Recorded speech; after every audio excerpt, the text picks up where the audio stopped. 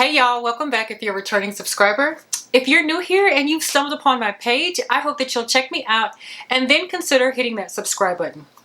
While you're down there, you might as well hit that notification bell so you can stay up to date every single time I drop some new content.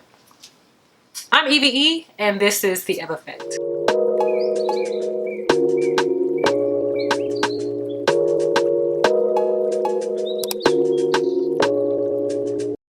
Alright, so for today's video, it's a little show and tell of some new fragrances that I have added to my collection over the last couple of months. But before I get into the actual bottles that I've added, I wanted to share some samples that I received from Jessie 007. So Jessie 007 is a YouTuber here, and she so graciously sent me several samples of some popular fragrances, and that was so sweet of her to do that. So she sent me a total of 5 fragrances. I got Acento Overdose. I got Overture. Then I got, how do you pronounce this? Comandante. I'm gonna pop up a picture of the bottles as I'm saying these. Then I got Abracadabra, and then I got Lovely Patchouli. Alright, so I've tested out all 5 of these fragrances. I've worn them all on my skin, and I can confidently say that they all smell so good on my skin and on me particularly. But naturally, I have a favorite, and my favorite, y'all, is Abracadabra 221 from Kriegler.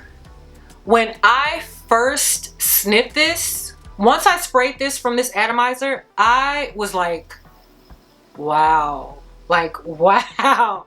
Now I understand what the hype about this fragrance is, and it's kind of hard to describe really, but I smell a regalness about this. This scent is just absolutely beautiful. I think it's a warm floral or spicy floral, but it has aldehydes in it, and it's just, this is so beautiful. This is absolutely beautiful, and I think I really need this in my collection. So I also want to note that this is a very pricey fragrance. This extremely pricey. So for Jessie to share some of her juice with me, that says a lot. So thank you so much, Jessie, for sharing this fragrance with me. I know it's not cheap, and yeah, I'm truly appreciative, and now you got me fiending for this scent because it's so good. So this is Abracadabra 221 from Kriegler. So this is my number 1 from this sample lineup. My second favorite from this lineup is Lovely Patchouli, which is also from Kriegler. Oh, of course I naturally like the expensive scents, go figure, but this one is a pretty patchouli scent. Patchouli done very well. So like the name states, it's a patchouli fragrance. So if you're not big on patchouli, I don't know, I would still say kind of give this a try if you can get your nose on this. So these are hard to come by as far as sampling. You have to go to a Kriegler boutique, which are typically in the Four Seasons Hotel. If you can get to a Kriegler boutique, get your nose on both of these because they are so good and so expensive, okay? And then my third favorite from this group is Comandante, and I don't know if I'm pronouncing this correctly, but this is a Xerjoff fragrance, and it's like a fruity, tobacco-y fragrance. Unexpectedly, I really enjoyed wearing this, and this also has just a little bit left. So yeah, I really need to look into this and consider putting this on my list. But y'all, I am putting myself on a no-buy. I'm putting myself on timeout because yeah, I need to cut the spending for a little bit and just, you know, preserve a little bit more, do better with enjoying the fragrances that I have in my collection already. But I did want to share this and just say thank you again, Jessie, for reaching out and just sending me some beautiful juices to experience and savor, especially the ones from Kriegler. So I'll have Jessie's channel linked in the description box below. Please check her out. She's got a collection full of stellar fragrances, y'all, and she's very knowledgeable about the fragrances. So check her out, show her some love. Thank you so much again, Jessie. I really appreciate these. All right, so getting to my new additions, the first one that I want to show you is Valentino Yellow Dream. Is that what you're called? Yellow Dream. I think that's what this is called. But this is a 2022 release. And I actually didn't go looking for this. I was in Ulta looking at eyebrow pencils, and then I just happened to mosey along to the fragrance section, of course, and then I started sniffing, and then I saw this bottle. I said, let me check this out. And y'all, this is a beautiful, perfect for springtime scent. So this has lemon, citrusy notes, and it has musk, and you know I love a good musk, so this was perfect for me to pick up. And what I love particularly about this beautiful bottle, the bottle is gorgeous, okay? But I love that now they have a cap on it. Okay, so the original Donna Born in Roma has the thing on the neck of the nozzle, but no cap, and that's kind of annoying. Let me get my bottle, hold on. Okay, so this is the original bottle. So you see it has this little thing holding the neck closed to stop it from spraying.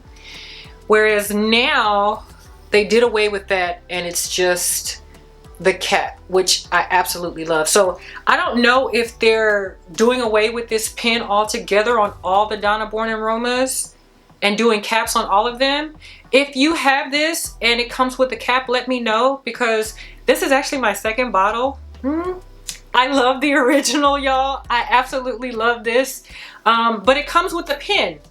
So let me know if they are now making this with the cap, because this one, the Yellow Dream, comes with the cap. So I love both of these scents. This is perfect for this time of year.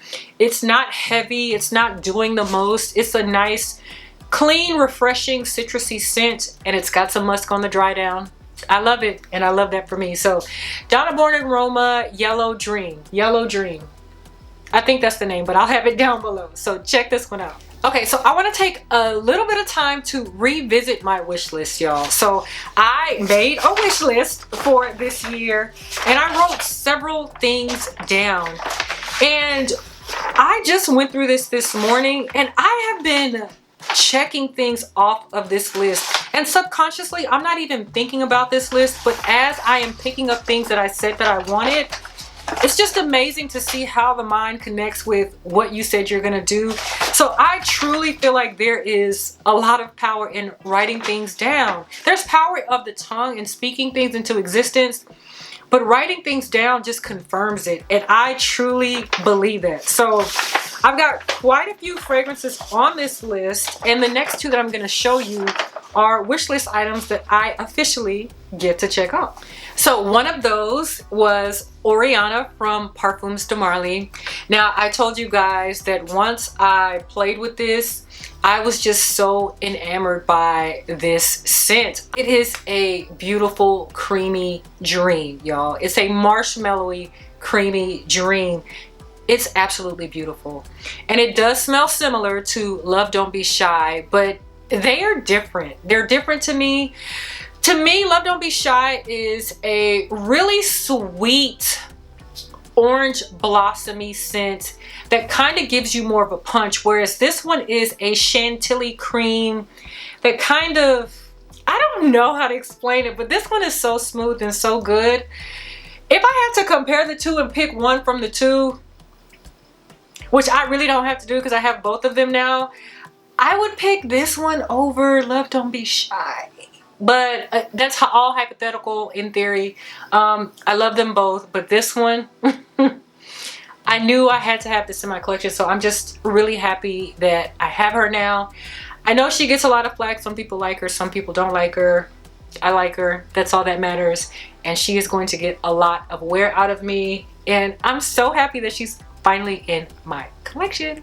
So the second wishlist item for today is Absolute Aphrodisiac from Initio. This right here, so good. So good. And honestly, I think this is the vanilla that I've been looking for. This is like a ambery type of vanilla. It's a little sensual. It's so good. It kind of leans, no, I don't get gourmandish really from here. I guess it would be categorized as the gourmand scent, but I get more sensual than I get foodie, which is right up my alley because, you know, I don't really particularly care for gourmands. This is so good. I really feel like this is the fragrance, the vanilla fragrance that I have been searching for. I am extremely happy with this scent. I've sprayed this about 10, 11 times already. So I just keep wanting to go back for more and more and more. This is really an addictive vanilla scent, and she came at a great time. She came at a great time. She's definitely gonna get some wear all year long. Y'all. If you have this scent, please let me know in the comments how you feel about this. I think it has a note of leather listed in here. I don't get any leather. I just get straight up beautiful vanilla. And it's an ambery type of vanilla. I'm not a big fan of leather, so I don't naturally gravitate to that type of fragrance, but it's obviously in here. I don't get that. But if the leather is what's making this so addicting, then I'm here for the leather, okay? But y'all, absolutely love this one. So glad to finally add this to my collection. So the next one that I've added to my collection is Orpheon from Diptyque. Now, I don't hear a whole lot about Diptyque on here, but I really do enjoy this house. They're known, the house overall is known to have more of an antique-y vibe, which I particularly don't mind, but this one is so beautiful, guys. So this is it's a woody, powdery, kind of soapy scent, but I mainly get the woodiness and the powderiness from here. And the powderiness that comes out of here kind of reminds me of the powderiness from Fleur de Peau, which is also from this collection, and I also own that. But the difference is, I feel like the powderiness here leans more on the soapy side, where the powderiness in Fleur de Peau leans a little bit more on the creamier side. So they're both beautiful scents, but I think that they give some familiarity between the two. So I think if you like Fleur de Peau, you might enjoy this one. So the woodiness in here has a bit of smokiness as well that I kind of pick up as this wears on the skin. But overall, I really enjoy this scent, and I already have a bit of a dent in here. I think I've worn it about 5 or 6 times already. I really like this, and the lasting power on this scent is very good, so no complaints in the performance arena. But yeah, really enjoy this scent and happy to add this to my collection. Now, the only other fragrance that I would even consider adding from Diptyque would be Eau de Well. And the funny thing is, I initially was going to buy Eau de Well, but I ended up picking up Dosan, and that's the tuberose, the fresh tuberose fragrance. So if I were to add another one from this house, it would be Eau de Well. And outside of that, there's nothing else that I just have to have in my collection. So yeah, I enjoy this house. They have really great fragrances, and they have great performance on their fragrances. So happy to add this one to my collection as well. Okay, so this last fragrance was not particularly on my radar, but when I saw it up for sale, I was like, I gotta get that. I gotta get it. And that is none other than Gris Chardonnay. Y'all, this is so good. This is the best BDK fragrance in my opinion. Yes, I said it. It is the best of the collection. Now, granted, I haven't smelled everything from the collection, but based on what I've got my nose on, this is it right here. Now, y'all know the original. I love it. I love it. And matter of fact, hold on. So here's my original. I had to force myself to stop wearing this, give it a break, because I was reaching for this day in and day out, during the day and before I go to bed. Like, that's how much I was spraying this scent. That's how much I love the original. Once I got my nose on this is this on steroids, okay? Everything in this fragrance is amped up to me. So the woodiness that you get from the original, it's amped up in here. The vanilla, it's amped up in here. And the vanilla in here is so, it's so beautiful, guys. Yo, I am so ecstatic about the extrait version. I'm so glad they decided to come out with an extrait version. Oh my gosh, this is so beautiful. If you have and you love the original Gris Charnel, I can almost guarantee that you are going to love this. If you are a fan of vanilla and tonka bean, you got to get the extrait version. This is so good. And longevity on this, 10 out of 10. 10 out of 10. Highly recommend. Y'all, I am absolutely in love. I love the original. Absolutely love the extrait version. And I will resume back to using this as regularly as I was using it before I put myself on timeout from this fragrance, because I want to savor this one a little bit more. I'm of course going to wear this one, but y'all, this one is this is so good. This is a for sure date night fragrance, but I do the most sometimes, so I will wear this during the day because I want to. Absolutely beautiful. So check this out. If you love the original, I need you to please check this out.